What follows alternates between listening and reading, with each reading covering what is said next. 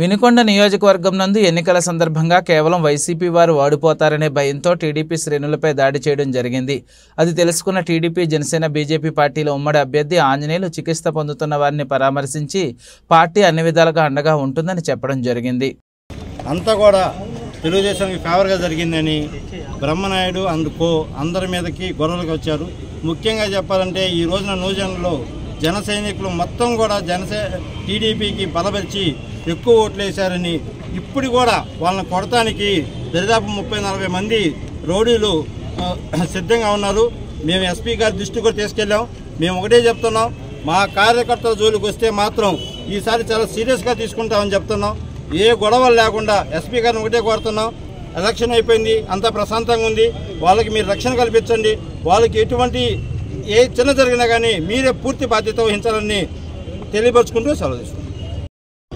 ఎస్సీల మీద అది రెడ్డి కొత్తూరు కావచ్చు, లేకపోతే త్రిపురాపురం కావచ్చు, ముఖ్యంగా వల్లాపల్లి మండలం గుట్లపల్లి కావచ్చు, ఎస్సీలు ఏజెంట్లు కూర్చున్న ఎస్సీలని ఓట్లకు వచ్చిన దాడులు చేసి తలకాయలు పగలు కొట్టి చాలా భయంకరంగా ఓట్లు వేసుకునేటువంటి కార్యక్రమాన్ని స్వయంగా బ్రహ్మనాయుడు చేపట్టాడు. జంగాలపల్లి స్వయంగా అతనే బూతులోకి వెళ్ళి పోలింగ్ ఆఫీసర్ తిట్టి, పోలీస్ అధికారులను తిట్టి అక్కడ ఈఎంని కూడా బయట వేయటం జరిగింది. తర్వాత మేము జనసేన వెళ్ళిన తర్వాత ఇంకా అక్కడి నుంచి పక్కకి వెళ్ళటం, అక్కడి నుంచి మళ్ళీ ఈ రెడ్డి కొత్తూరు వెళ్ళటం, అక్కడి నుంచి మళ్ళీ గుట్టపై వెళ్ళటం. ఈ విధంగా అతను వాటిమి భయంతో ఓడిపోతున్నానని పోలింగ్ సరళను చూసి అర్థమయ్యి ఉద్రిక్తను రెచ్చగొట్టి బూతులు క్యాప్చర్ చేసి గెలవాలని ప్రయత్నం చేశాడు. అయితే ప్రజలు దాన్ని గమనించి ఈరోజు చాలా పీస్ఫుల్గా, చాలా మంచి వాతావరణంలో దాదాపు 80% పైగా ఈ నియోజకవర్గంలో పోలింగ్లో పాల్గొనడం జరిగింది. ఇప్పుడు కూడా రన్నింగ్ అవుతూ ఉంది.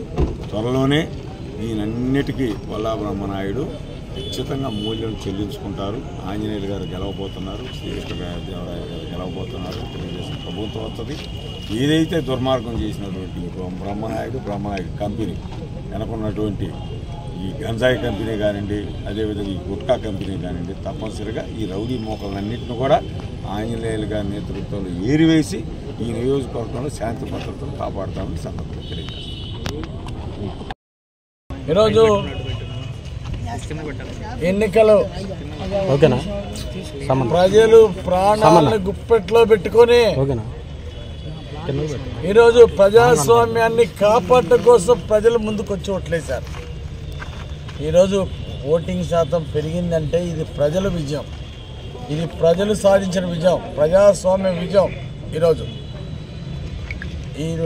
దుర్మార్గులు వైఎస్ఆర్ పార్టీ ఎమ్మెల్యేలు చేసిన వాళ్ళు నిన్నటిదాకా ఉన్నటువంటి వాళ్ళు ఎన్ని దాడులు ప్రోత్సహించారు. మా జడ్పీటీసీ రామయ్య, న్యూజెండ మండలం జడ్పీటీసీ రామయ్య, ఆయన మీద హత్యా ప్రయత్నం జరిగింది. త్రుటిలో ప్రాణాలు కాపాడుకున్నాడు. త్రిపురాపురంలో జరిగింది, అలాగే ఈరోజు జంగాలపల్లి దగ్గర జరిగింది, కొత్త నాగిరెడ్డిపల్లిలో జరిగింది, అలాగే మన ఉప్పలపాడులో జరిగింది, కొచ్చర్లో జరిగింది. ఇట్లా న్యూజెండలో ఉద్రిక్తత రచ్చకు చేశారు. ఎన్నిసార్లు దాడులు చేస్తారు. మార్చర్ల నియోజకవర్గంలో అతి కిరాతకంగా చేశారు. ఏజెంట్లకు ఉన్న వాళ్ళని లాగేసి దౌర్జన్యం చేసి నరికారు. ఇక్కడ రెడ్డి కొత్తూరులో, న్యూజెండ మండలం రెడ్డి కొత్తూరు బూత్లో ఏజెంట్కి ఉన్న వాళ్ళని లాగి కొట్టారు. త్రిపురాపురంలో ఎస్సీకి ఉన్నటువంటి ఒక దళితుడిని, శ్రీనివాసరావుని, ఒక దళితుడిని అతి దారుణంగా కొట్టారు. ఈరోజు ఎంత దుర్మార్గాల కారణం వీళ్ళంతా అంటే ప్రజాస్వామ్యయుతంగా తెలుగుదేశానికి ఓట్లు వేస్తున్నారు. వాళ్ళ బెదిరింపులు లొంగలేదు. వాళ్ళు ఓటు వేద్దాన్ని బెదిరింపులు చేశారు, ఏజెంట్కి ఉండొద్దని బెదిరింపులు చేశారు. అయినా ఏజెంట్కి ఉంటారా, ఓట్లు వేస్తారా అని చెప్పేసి ఈరోజు దాడులకు పాల్పడ్డారు. అనేక గ్రామాల్లో ఈరోజు దాడులకు పాల్పడ్డారు. గుట్లపల్లి గ్రామంలో ఎస్సీ కాలనీ మీద